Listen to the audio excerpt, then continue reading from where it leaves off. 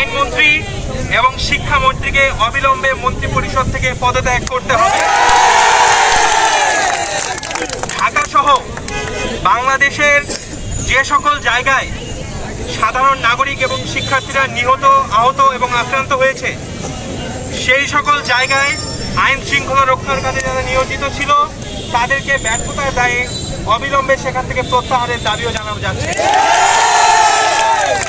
এছাড়াও বাংলাদেশের অন্যতম ঢাকা বিশ্ববিদ্যালয়, রাজশাহী বিশ্ববিদ্যালয় এবং জাহাঙ্গীরনগর বিশ্ববিদ্যালয়ে ভিসি এবং প্রক্টরদের নির্লিপ্ততার এবং ব্যর্থতার পরিচয় সুস্পষ্ট হয়, তাদেরকেও তাদের পদ থেকে অবিলম্বে পদত্যাগের দাবি জানানো হয়।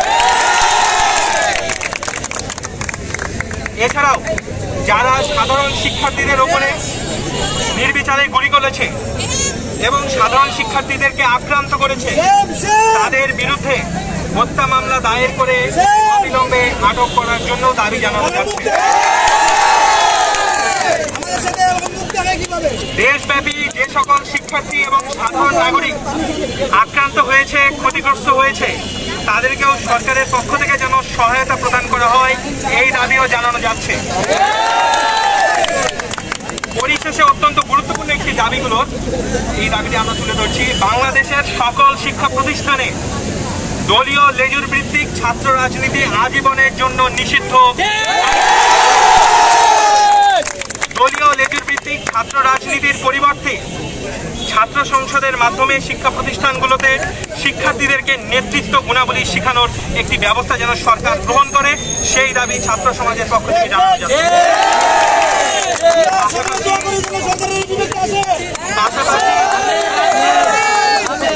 পাশাপাশি সকল শিক্ষা প্রতিষ্ঠান এবং আবাসিক হলগুলোকে অবিলম্বে দ্রুত সময়ের মধ্যে খুলে দেওয়ার জন্য দাবি জানানো যাচ্ছে এবং কোটা আন্দোলনের সঙ্গে সম্পৃক্ত আন্দোলনকারী বা নেতৃত্ব দানকারী কাউকে কোনো রকমের একাডেমিক এবং প্রশাসনিক হয়রানি করা হবে না, এই মর্মেও অঙ্গীকার জানানো যাচ্ছে।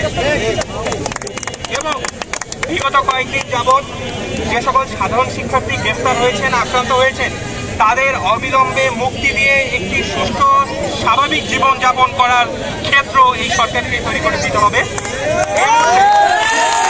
এই মুহূর্তে আমরা বক্তব্য দেওয়ার জন্য অনুরোধ জানাচ্ছি আমাদের 19 ব্যাচের মুন ভাইকে।